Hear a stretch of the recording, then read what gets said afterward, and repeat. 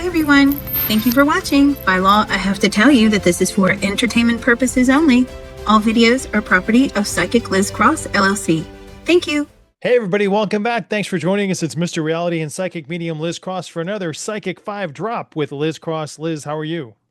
I am so looking forward to this. We're on number 10 now, and I thought we'd do each one, maybe 5 a week, and then at the end of the month, you can vote on which one you want us to dive into deeper. So you can go over to Ko-Fi Reality Forecast. I'll be posting that list. Please join me at the end of the month over there. This is the first one, the Nazca Lines, which have been, I don't know, people have written about the Nazca Lines for 100 years now. They were made between 500 BC and 500 AD, and I think last year they just discovered like more artifacts based on like an AI aerial survey of the area. There's like over 300 geometric figures now, and it's just mind-boggling how many there are. So I wondered if we could maybe dig into more deeply as to what caused the Nazca lines, what was the reasoning behind them, and were they actually signals to try and get ET's attention? Nazca Lines. Okay, let's ask Bashar. What are these Nazca lines? What are they? They're lines on the earth plane, but who made them? They were natural. They were naturally made. You mean here on the earth plane? Yes. Sometimes they were made by humans. Sometimes they were made, but I'm like, how? But they're more permanent. He's talking about sand and desert, but over time, that wouldn't have held up over the Nazca lines. So It like the doesn't OG make crop sense. circles is what Bashar is trying to tell us. Yeah, kinda, yeah. And so let's ask, this is Maria Reich. She devoted a lot of her life to studying them, mapping them, understanding them. From a human point of view, now that she's on the other side, can she tell us if she agrees with this alien entity named Bashar, or does she have another idea about it? Do you agree with Bashar? For the most part, she does. Some of them were made naturally. They were just geological shifts on the earth plane. They were, but maybe we tried to read more into them than what they really were. But there were some that were made by ancient humans. But did they like feel the energetic ley lines of that area? Were they trying to show, hey, we're down here, like a help SOS type of sign on the island? Were they messages for who were they messages for? Were they messages for ETs? Sometimes they were messages for ETs. Yes. And did the EC see them? And did they interact with the people that were down there making these stone signatures? Did they interact? They would show themselves and where they were very aware. It was a way to communicate with the ETs. So were they ceremonial walking paths? And if not, how did they make the outline, being that they were, on the ground? Were they ceremonial walking paths? No, they would have like a rough draft and then they would, like any artist would, or somebody who was drawing something, they would, make it not, they would redo it, fix it, evaluate it. How does it look, even though it was on the ground? Yeah, even though it was on the ground, they had, what can I say, like kind of rough sketches. They were dirt sketches, but rough. Were they trying to mimic star systems and constellations?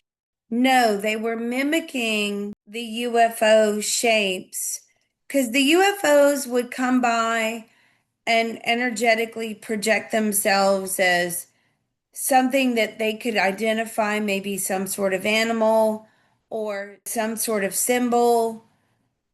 And so they would, to show that they saw what was being projected to these ancient people, they would then copy the image. Ah, okay. Well, does she have anything she wants to add about these symbols? Will they ever find? They'll never really find the true meaning behind it. They're still being studied now, but they'll never figure it out because they're looking for scientific evidence to prove exactly what this was, but this was communication with the sky. All right, moving on, we're going to talk to the Baghdad Battery, which is Hmm. discovered in 1936 near Baghdad with the German archaeologist Wilhelm Koenig, and it was probably made between 250 to 224 BC. I think it was found around like the Assyrian era. It's currently in the Baghdad Museum. And I wondered if we could maybe bring in Eric von Daniken and ask him if he can tell us what the actual Baghdad battery was and if there were more of them and this is the only one that we found. What was the Baghdad Battery? It was the first real attempt to generate electricity, to generate power. Were And there other of these in use? Lots of places, and this is the only one we found? no, and that was something that was a quest of the times. That was something that everybody wanted to, they'd already gotten this idea of if we were able to generate electrical power to create a light system so that they could keep working throughout the night instead of by, fire or candlelight. This is very genius, actually. And so, how many of them were around? Who was the originator of it? How did it glow? Because I think people have made representations of them with grape juice and urine. Oh, um, who created this? It was a very young male. How old was he? Well, not in those times. He wasn't considered young, but he was, if to us now, he is 18, 19, 18, 19-year-old male. And he was very, very bright. He didn't really say too much to a lot of people, but he had been working on this. How many are there? No, I don't feel that there's many of these at all. Why did it catch on? Why didn't it catch on? Because it could not sustain power long enough. How long did it sustain power? How long did how long? Only a few minutes. I'd like to ask that originator of the Baghdad battery also about this Dendera light, since he's here. What is this actually representing? Is it a form of projected light or is it something else? Is that a form of projected light? That is a form of projected light. Yes.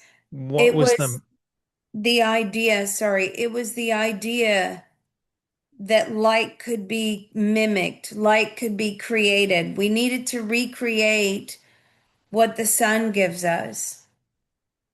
so was this an actual object that projected light, like a flashlight that we have now, or is it just an idea or conceptualized projection of light from one of the kings? No, this was an idea. Now, there was reward money if you could come up with something, but nobody really ever came up with anything. Like the X Prize.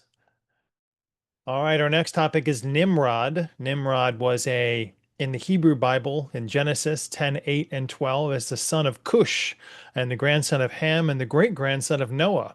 He was called a mighty hunter of the Lord. And we want to know if Nimrod was an actual person or was he just a concept of many other people?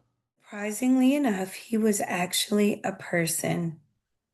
And was he an actual god or king at the time? Were you an actual god? No, were you an actual king? I feel he was son of a king or he had some sort of lineage, but he wasn't actually a king. Was he familiar with the Tower of Babel at his time, or was that some sort of rumor? No, he was familiar. And so, what is the Tower of Babel?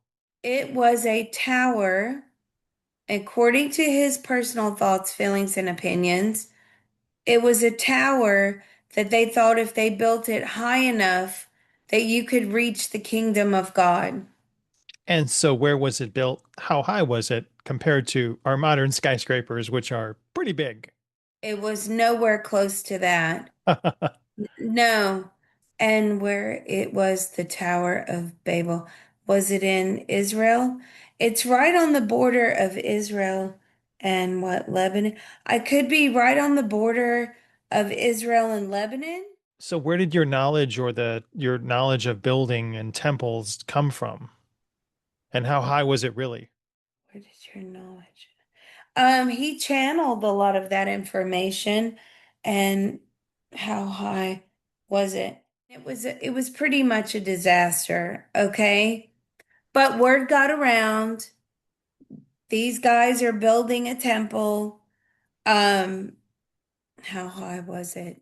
200 feet, roughly. Huge, but maybe for the time, pretty big. And was Mm. it stable? Did it fall down? What happened to that story? Did you pretend? Did you make the story that God struck it down, or like did because your builders failed, or What, it was never really solid. Like it had all sorts of problems. And who do you believe? He did believe at the time that God may have destroyed it, but it was actually very bad weather that destroyed it. A dust storm. so are you incarnated now? No. When's the last time you incarnated? Oh, it was a long time ago. Do you have to reincarnate? He doesn't have to reincarnate anymore. Ah, what's his job up there on the other side? What is your job there? Overseer. And what do you oversee? What do you oversee? Soul contracts, soul plans, right before they are presented to the programmer to be programmed into the lifetime. Just double checking if that's exactly what you want. Is there any way that we can alter our soul plan once it's been handed to you and we're incarnated down here?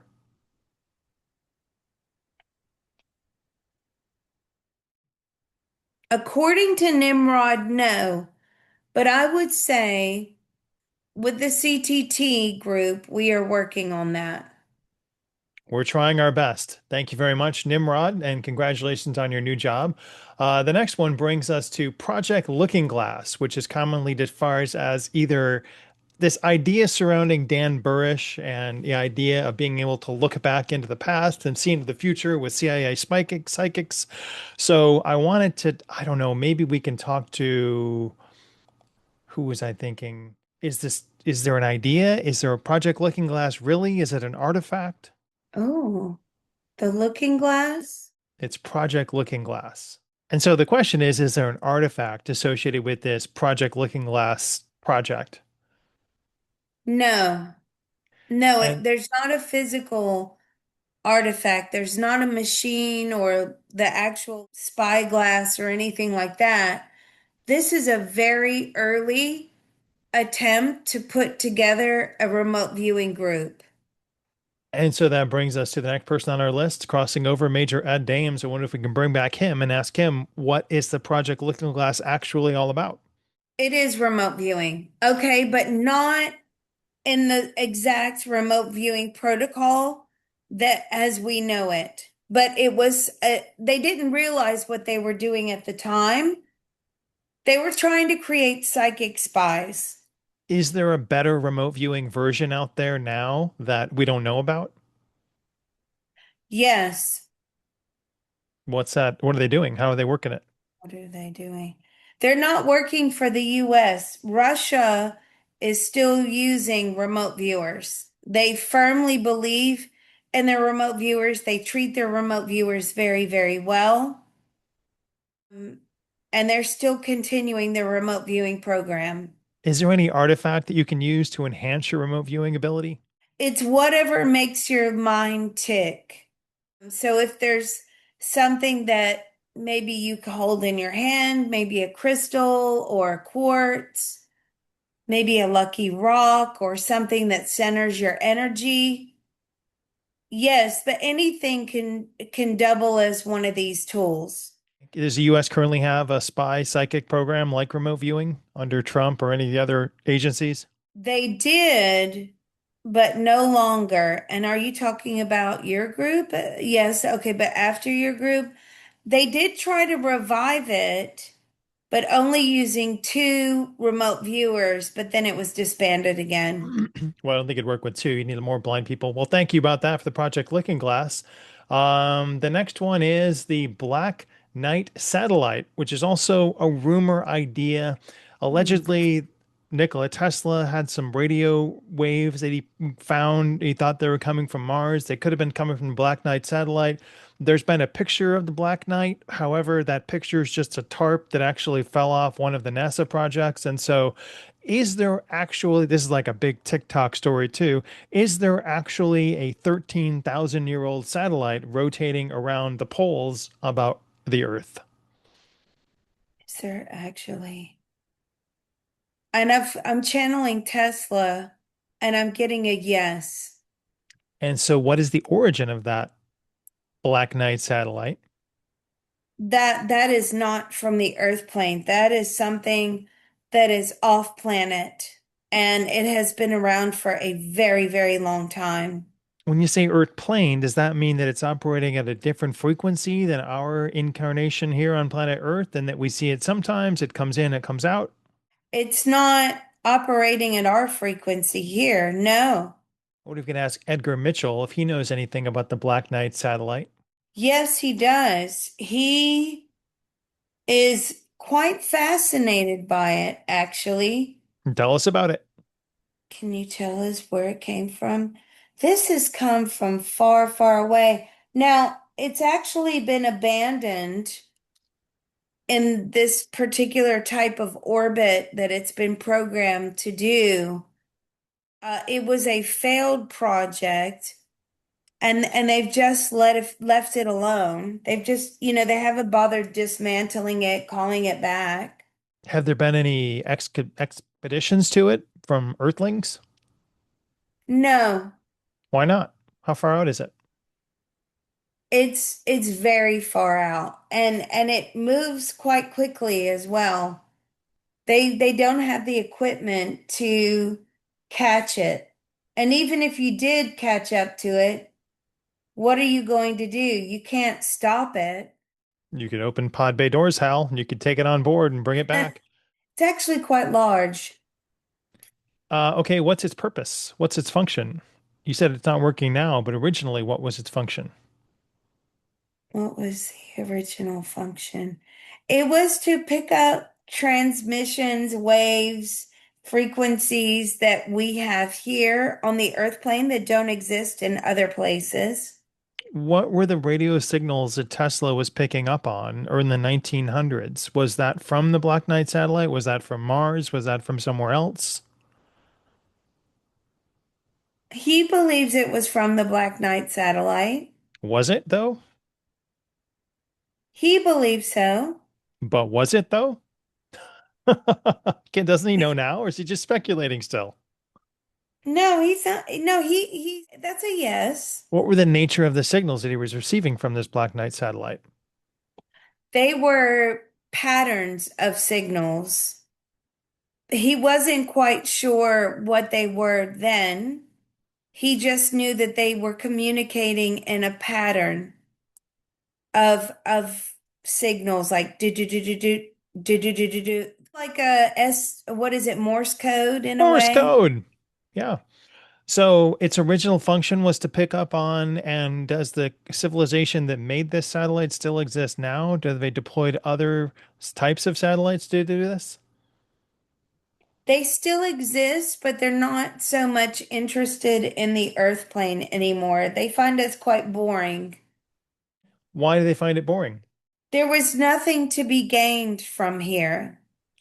Well, there are a lot of things to be gained, I'd say. Thanks very much. We're going to go to the last one here and do another UFO battler symbol. So let's click on a pyramid one and see what this is. This is over Washington, D.C. in December Hmm. 2018. It looks like it could be a picture anomaly. It could be a pyramid there. Can you tell us what that is on the right-hand side? What is that? That is definitely alien energy. Is it a craft? Is it a being? It's not a craft. It's a projection. They were trying to project that image to us from space. Is it blue beam technology like human based, or is it an extraterrestrial EB energy? It's not blue beam. This is a technology that we don't have access to. And what is their physical matrix look like? Their physical matrix, what does it look like? Doesn't really look like anything. They don't exist in the physical. So why play games with humans by showing pyramids to our sky? Ooh, why play games? They just thought it would be fun to toy with us. But this happens frequently, All right, we're gonna especially do a in saucer Arizona. one In in Arizona, they project that image this quite is a in lot. this is in Norway. Let's do this one on the left, February 2001. It looks like a saucer-shaped object here. Then we'll do the Louisiana one and close it down. This saucer What is shaped this one on the left? on the left in Norway. That's extraterrestrial. Is it made by a species that's native to our or local to us? What was the Oh object? no. Mm-mm. No, that is from very far away. So was it a physical presence here? Or was this another projection? No, that was a physical presence. And were they occupying that craft at the time? Energetically, yes. Physically, no. No. And What they was the really don't need to. They can control it with a remote control. they don't control it. But what was the purpose of coming here? That thing was gathering information, trying to collect DNA. Of humans or of animals? It believed if it got close enough, it could read, well, it didn't matter what it was, whether it was human, animal, vegetation, it can actually copy the DNA structures. It doesn't need to like actually take a physical sample. So there's one of the rights allegedly a UFO footage from a crash in 1942 showing an actual extraterrestrial biological entity on the ground. Is that real? And is that something that actually happened, or is it a confabulation or AI? No, that's bogus. It's what? No, that's bogus. That's no, that's not true. All right. Well, I'm glad that we're able to do actual physical disclosure here on the Psychic Medium Liz Cross Show because you won't find it in the theaters next month. Liz, thanks very much. I appreciate it. And I appreciate each one of you out there. Don't forget to vote at the end of the month. And we'll see you guys next time. Wow, you're right. That disclosure thing is never really coming. I think now that it's just used as bait when they need our attention turned somewhere else. The Great Distractor. Yes, that's what I'm getting. Thanks Okay, very well, much, thank you everybody. so Thanks, much. Liz.